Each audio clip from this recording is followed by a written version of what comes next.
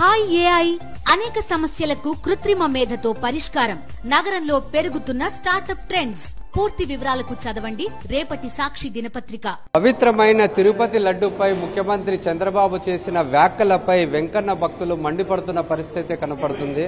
ప్రస్తుతం మనం కర్నూలు నగరంలో ఉన్నాము. ఇక్కడ విశ్వ హిందూ పరిషత్ సంబంధించిన కమిటీ మెంబర్స్ మనతో పాటు ఉన్నారు. వారి యొక్క స్పందన కూడా తెలుసుకునే ప్రయత్నం చేద్దాం. చెప్పండి, అంటే ఏ విధంగా చూడొచ్చు అంటారు? ఈరోజు చూసుకున్నట్లయితే ఈ యొక్క తిరుపతి లడ్డులో జంతువులకు సంబంధించిన ఆయిల్ని వాడుతున్నారు అనేది ప్రచారం చేస్తున్నారు. సాక్షాత్తు ముఖ్యమంత్రి దాని మీద కామెంట్లు చేస్తారు. ఎట్లా చూడొచ్చు అంటారు? ఓం నమో వెంకటేశాయ. చంద్రబాబు గారు, ముఖ్యమంత్రి గారు చంద్రబాబు నాయుడు గారు చాలా తీవ్రమైన ఆరోపణలు చేశాడు. దానివలన యావత్ ప్రపంచంలో ఉండే హిందువులు, తర్వాత అయ్యప్ప మాలలేసేవాళ్ళు, తర్వాత అన్ని మాలలేసే భక్తులు, ఎందుకంటే వాళ్ళు అన్ని నాన్ వెజ్కు 41 రోజులు సుదీర్ఘంగా వాళ్ళు నిష్ఠతో ఉంటారు. అట్లాగే అగ్నిహోత్రులు, బ్రాహ్మిన్స్, వీళ్ళందరూ ఈ విధంగా ఉన్న వాళ్ళందరికీ ఆ ఎంతో పవిత్రమైన వెంకటేశ్వర స్వామి లడ్డు ప్రసాదాలు ఇవన్నీ కూడా ఈ యొక్క జంతు కొవ్వు ఆయిల్తో తయారు చేసినారు అని చెప్పి స్టేట్మెంట్ ఇవ్వడము చాలా ఇబ్బందికరమైన విషయము. దాన్ని తీవ్రంగా ఖండిస్తున్నాం. చట్టం ఆయన చేతిలో ఉంది. ఆయన ముఖ్యమంత్రి. అసలు హిందూ భావాలు దెబ్బతినకుండా ఇండైరెక్ట్గా మొత్తం ఎంక్వైరీ చేసి సాక్ష్యాలతో సహా నిరూపించి అప్పుడు దాని మీద శిక్షలు, కేసులు పెడితే బాగుండేది. ఈ విధంగా గత ప్రభుత్వం చేసిందా, ఈ ప్రభుత్వం చేసిందా అనేది మనకు అనవసరం. హిందూ మనోభావాలు దెబ్బతిన్నాయి కాబట్టి దీంట్లో హిందుత్వం మీద కుట్ర ఉందని మేము భావిస్తున్నాం.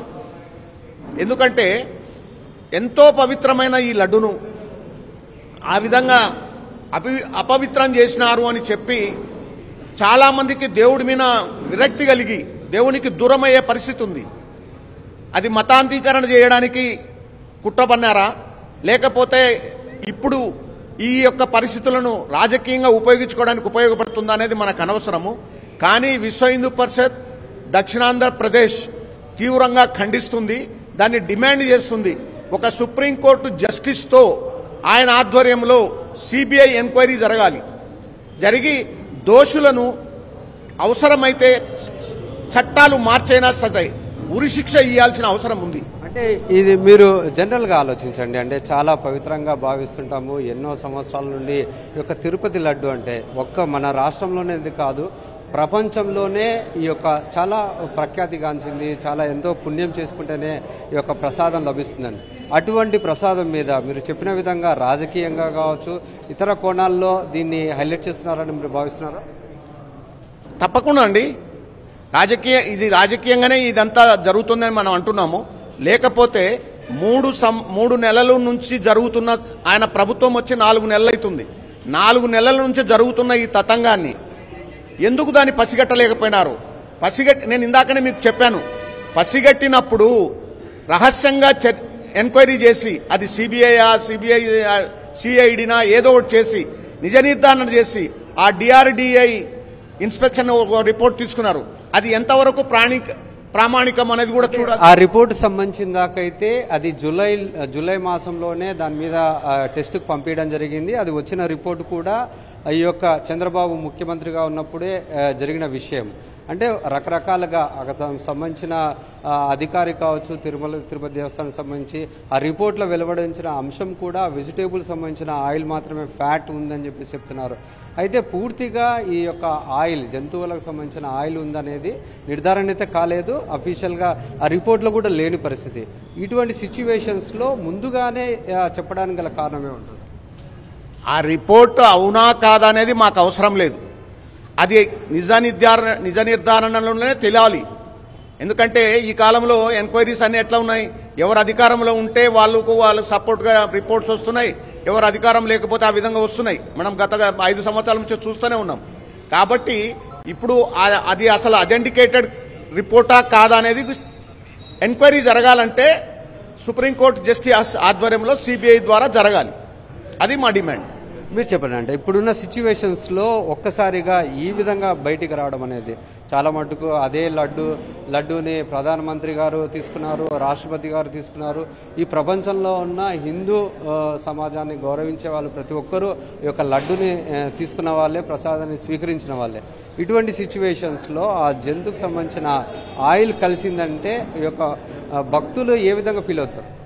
భక్తులు నిజంగా కూడా చేసినటువంటి ఆరోపణ ఏదైతే ఉందో తమ దగ్గర దానికి తగినటువంటి ఆధారాలు ఉన్నప్పుడు వాటిని ఈ విధంగా ప్రకటన చేస్తూ దానికి సంబంధించినటువంటి ఆధారాలు ఇందాక వారు చెప్పినట్లు ఆ రిపోర్టు ఏదైతే ఉందో దాని ఆధారంగానేది కాకుండా అక్కడ నిన్న శ్యామలారావు గారు అంటే ప్రస్తుత ఈవో గారు కూడా ఏం చెప్పినారు, నేను వచ్చిన తర్వాత ఈవోగా వచ్చిన తర్వాత ఆ పోర్టు కార్మికులతో తర్వాత దానికి సంబంధించిన అధికారులతో అందరితో సిట్టింగ్స్ వేసి అంటే మాట్లాడుతూ దాన్ని కనుగొన్నాను.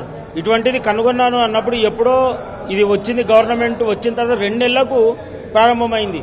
అంటే వచ్చిన తర్వాత కూడా వీళ్ళ అధికారంలో ఉండంగానే ఆ యొక్క రిపోర్టుకు పంపించడము జూలైలో ఈ విధంగా జరగడం అనేది నిజంగా కూడా భక్తుల యొక్క మనోభావాలు దెబ్బతిన్నట్లు అవుతుంది. దీనిపై సరైనటువంటి చర్య తీసుకొని వాళ్ళు ముందుకు పోయి ఎవరైనా శిక్ష తప్పు చేసిన ప్రతి ఒక్కరికి శిక్ష పడాల్సిందే. అది తప్పు జరిగిండొచ్చని మీరు భావిస్తున్నారా? తప్పు జరిగిందో లేదో తర్వాత విషయం. అంటే వాళ్ళైతే ఆరోపణ చేసినారు కనుక దానికి వారు కట్టుబడి ఉండాలి. అది తప్పు జరిగిందా లేదా అన్నది అక్కడ నిరూపించుకోగలగాలి.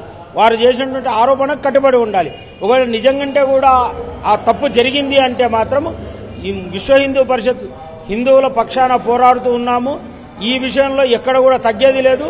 అది ఆ ఆరోపణ వారైతే ఏదైతే చేసినారో దాన్ని పూర్తిగా చూపించేంత వరకు మేము దానికి తగినటువంటి ఉద్యమం, దేశవ్యాప్తమైనటువంటి ఒక ఉద్యమాన్ని తయారు చేయాలనే సంకల్పంలో మేమున్నాం. కనుక హిందువుల మనోభావాలు దెబ్బతినేటట్లు రాజకీయ నాయకులు ప్రవర్తించడం అయితే మంచిది కాదు. మీరు చెప్పండి, అంటే ఇప్పుడు చూస్తున్నా అంటే మనం గత 2 రోజుల పాటు నుండి చూస్తున్నాము ఈ యొక్క తిరుపతి లడ్డు మీద ఈ యొక్క పూర్తిగా వ్యవహారాలు నడుస్తున్నాయి. ఇటువంటి సిచ్యువేషన్స్లో మీరేమనుకుంటున్నారు? ఓం నమో వెంకటేశాయ. మరి గత ప్రభుత్వంలో మరి జంతువుల ఆయిల్తోని మరి పంది కొవ్వు జంతువుల కొవ్వులతో మరి లడ్డూని పవిత్రని కాపాడాల్సిన ప్రభుత్వమే మరి ఈ విధంగా పాల్పడిందని చెప్పేసి ఈరోజు ఆరోపణలు వచ్చాయి. మరి గతంలో కూడా విశ్వ హిందూ పరిషత్ నుండి మేము హెచ్చరికలు చేస్తూనే ఉన్నాము. తిరుపతిలో హిందువుల మనోభావాలు దెబ్బతింటున్నాయి.